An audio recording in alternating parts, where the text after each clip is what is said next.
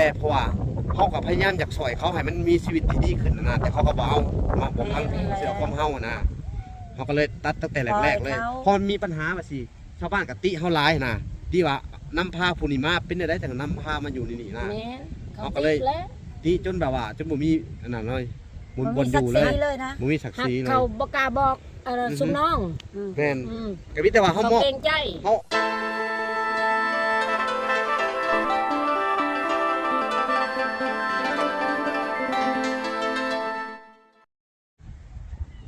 น้องพี่น้องตอนนี้ทางบ่อน้อยก็ได้ขึ้นมาจุดซุ้มแล้วพี่น้องหลังจากบ่อน้อยได้ออกมาแต่ห้องหมอพี่น้องเนาะ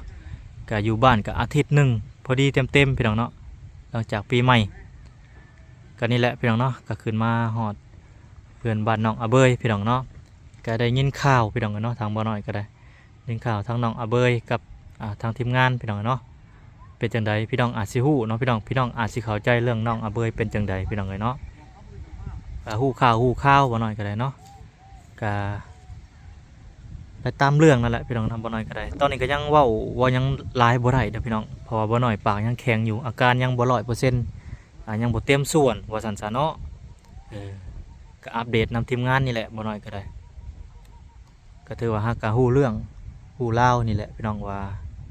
น้องอาเบยเป็นจังใดเนาะก็ FC เพิ่นก็คอมเมนต์มาอยู่ไปชี้แจงให้เด้อเนาะ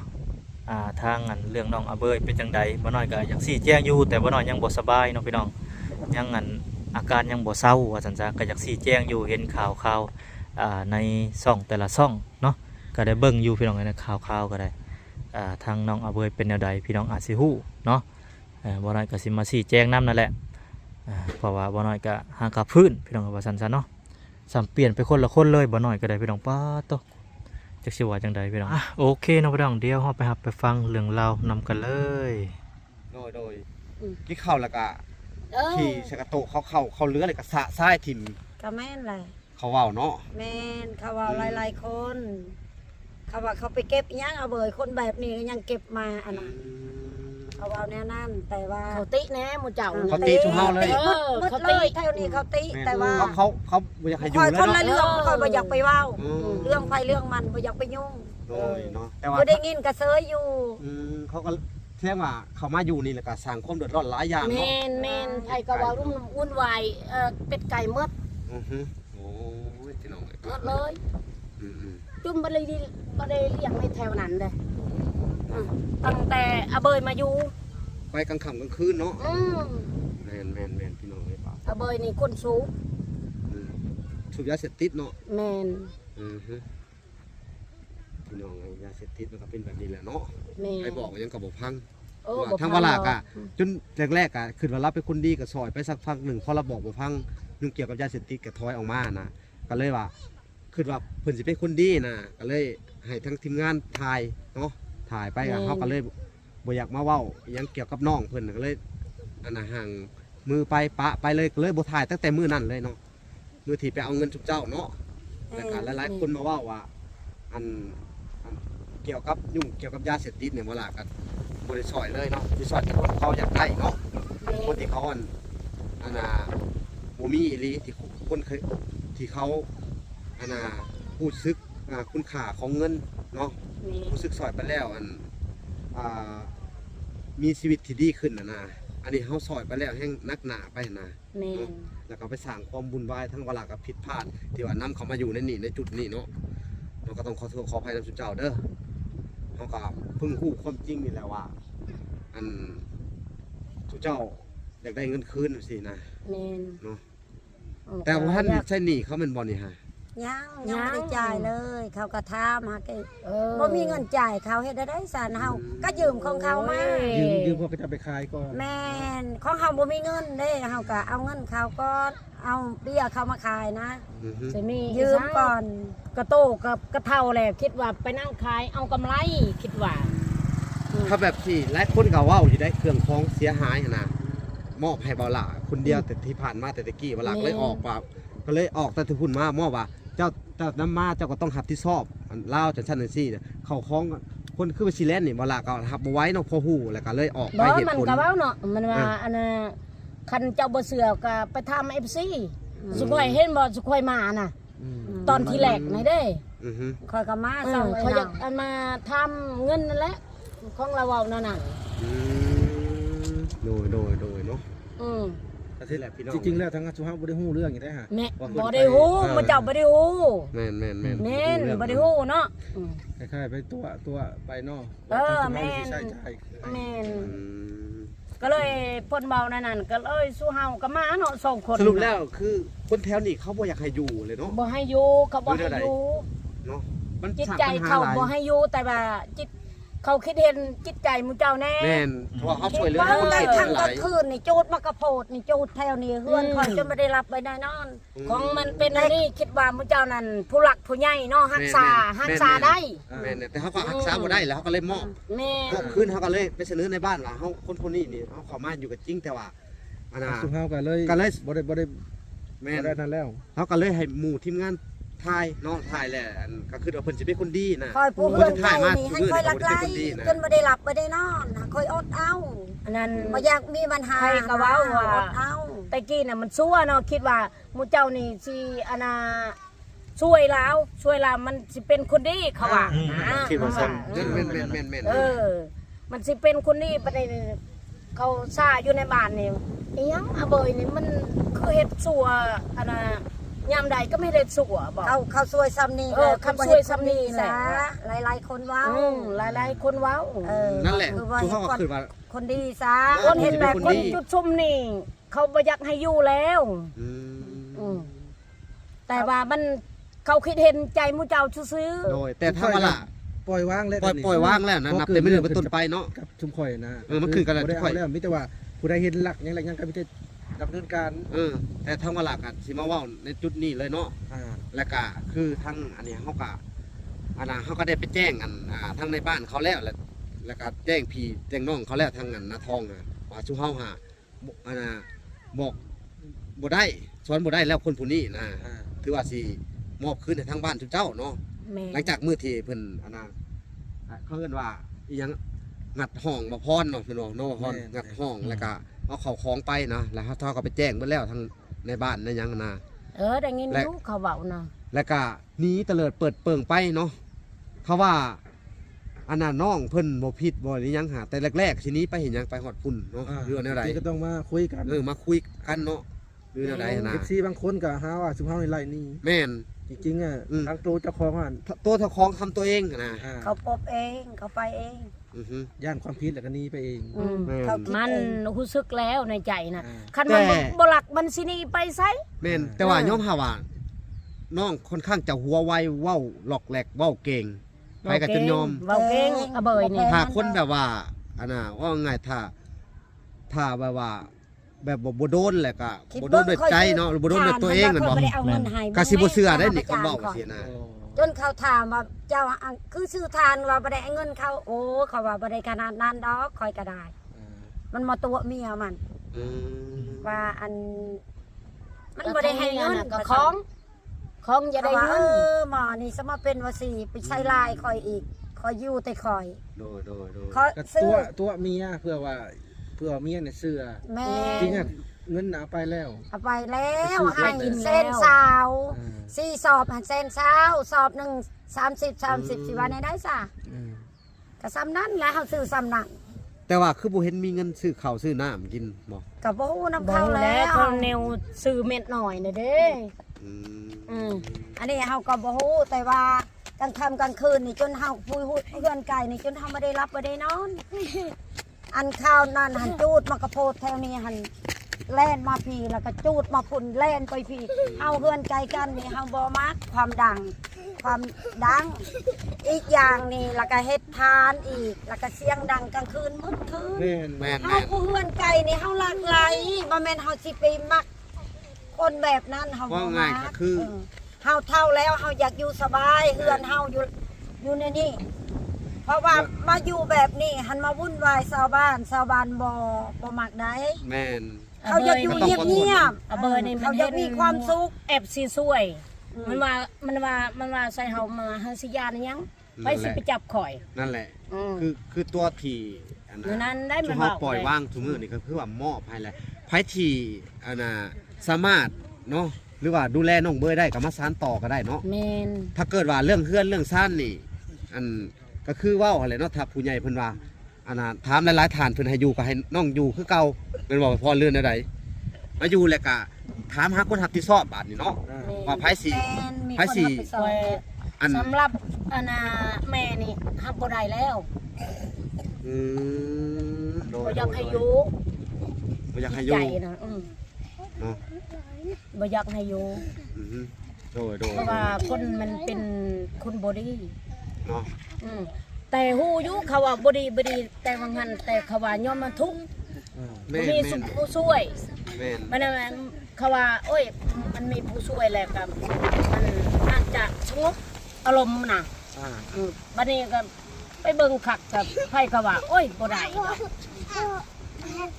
บ่ได้ไผก็ว่าบ่ได้เจ้าเกรงใจหมู่เจ้าซื่อ โดยแม่นแหละ แม่น เฮากันเลย ก่อนคนสมควร ๆแม่นแม่ อัน น ก็เก่งใจโอ้ยสำคัญสิได้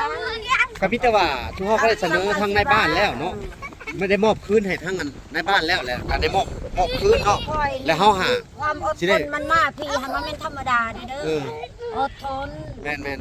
บ่อยากมีกระแสบ่อยากมีเรื่องกับไผเฮาอยากอยู่ โดย เงียบๆเฮาคนเฒ่าคนแก่มีแต่ว่าอดใจอด โดย บางทีก็ตัดเฮ็ดเต้าแล้วก็เสียงดังฮอดเฮือนฮอดซานขับรถแล้วก็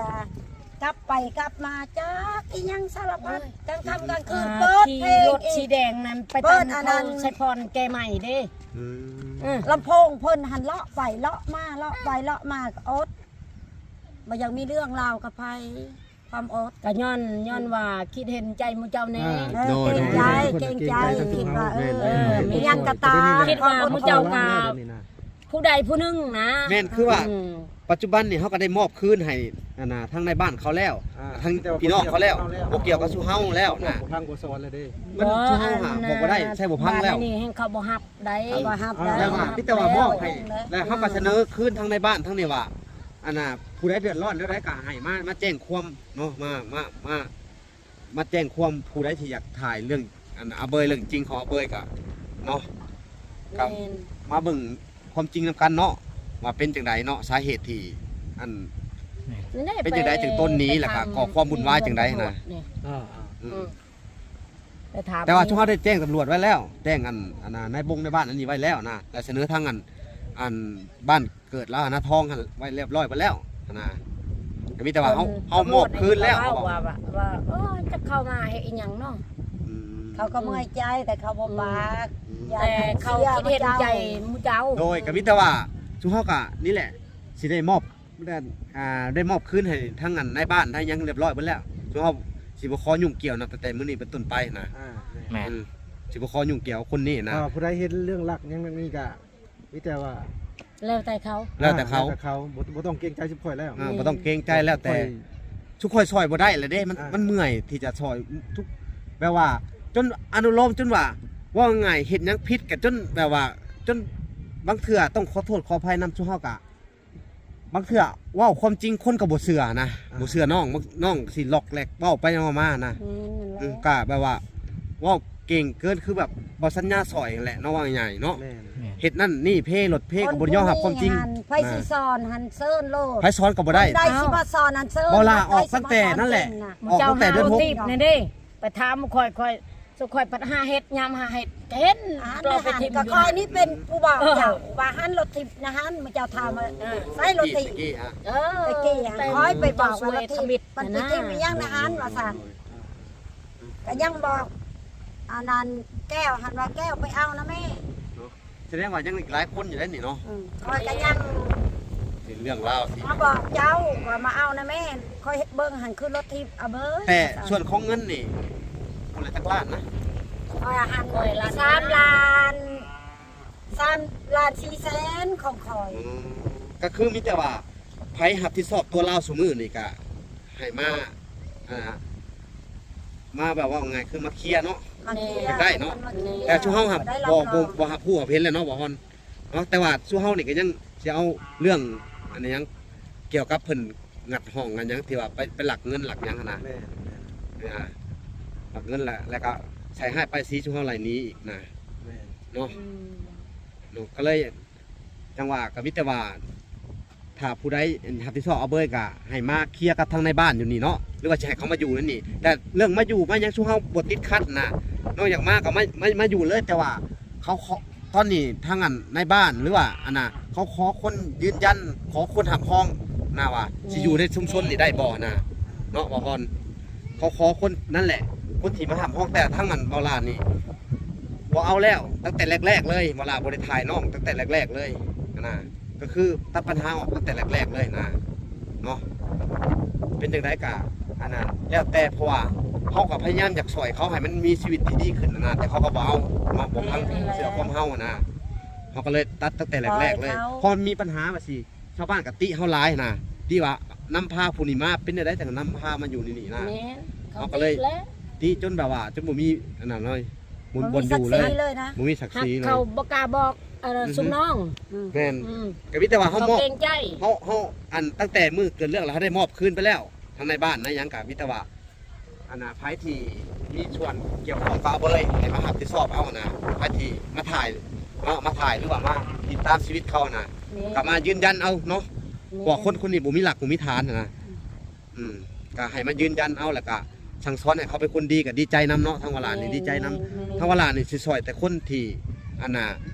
เขาอยากได้อีหลีคนที่เขาลำบากอีหลีเนาะ แล้วก็ฮู้บุญคุณ ผู้บุญคุณนะ คุณ เออ แม่ แม่น คุณแกบ่ไหวคือกันเลย เออ เมื่อยท่อ แม่น สกอยจนเว้าว่าอ้าวเป็นสำเนียงว่ายังเนาะเขายังซวยเลยเนาะคำว่าเฮ็ดเฮือนช่องชั้นนะยังเขาปัดซวยเลยไปซวยเฮานะเงิน10 ล้านก็เอานะว่า อือฮึ เขาบ่สวยดอกเอาชีวิตไปชีวิตมาดวง บ่ ไป เอาเอาเบย โอ เนี่ย เคเด้อ แล้วก็ ก็มิแต่ว่าอันทุกเจ้าก็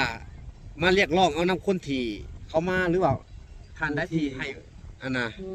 คนที่ ถ้าที่ชอบหับห้องเอาเนาะถ้าที่เฮานี่เฮาบ่ ไป หับ ทำ ห้อง เอา อ่ะ มาไปทำเอาที่คนนั้น แม่นคือว่าเรื่องดิ้นเรื่องดอนของเขานี่ อันบางคนก็ว่าเฮาหาอยากได้เฮือนได้ซ่านไหลนี้น่ะเนาะแล้วก็หลายๆคนก็บ่เข้าใจนะว่า แม่น เหตุใดที่ว่าอัน แม่น เอาเบยอันออกจากบ้านเป็นเหตุใด แม่น เหตุหลักก็คือย้อนมั่งกับกระต๊อบที่โดยที่แบบบ่บอกว่าหยังอะไรเนาะ แม่น บ่บอกบ่หยังที่ว่าเห็นแล้วก็หลักคล้องไปนำหั่นนะ แม่น ถ้ามั่งดีๆหรือหยังถ้าบอกดีทั้งบ่พอดเขาก็สิไปแหละมั้ง แม่ อยู่แนวใด ถ้าบอกดีๆก็ได้บ่เป็นหยังอันนี้คือแบบบ่ได้บอกมากกลางคืน มั่งกลางคืนนี่ แล้ว ปีใหม่อีก ทรัพย์ นะ สินไปเลย ทรัพย์สินหายอหยังประมาณนี้นะ แล้วก็ถ้าตัวเองปุ๊บไปเลย แต่ตัวเองพบไปแล้วก็มาใส่ร้ายคนอื่นน่ะนะ ใส่ อะไร ไล่ ดี นี้ไล่นี้เลยสิ อ่าฮะเนาะ ธรรมดามันก็เนื้อใดก็คันว่าเจ้าบ่เอาเนื้อใดก็ต่อสู้แม่นบ่คอยบ่ได้เอาคอยบ่ได้เอา อันนี้ปุ๊บตะเลิด เงินนี่ ปุ๊บ ปบไปเลย อืม แม่น มีแต่ว่าใส่ร้ายว่าชูเฮาจากตีอย่างเดียว แม่น เนาะ แม่น เอ้าจังได๋ก็ บ่ดี อืม บ่ดี แต่ว่า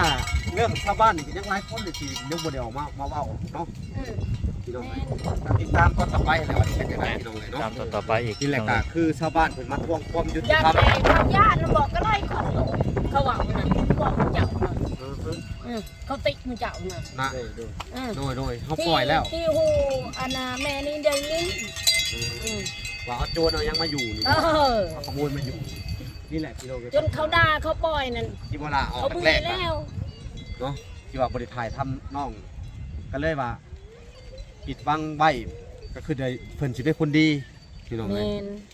ก็เลยคือว่าแหละพี่น้องเอ้ยขอโทษขออภัยนะมันเฮาเอาบ่ได้แหละนะขอบใจหลาย ขอบใจขอบใจ ใช่ครับ ๆโดย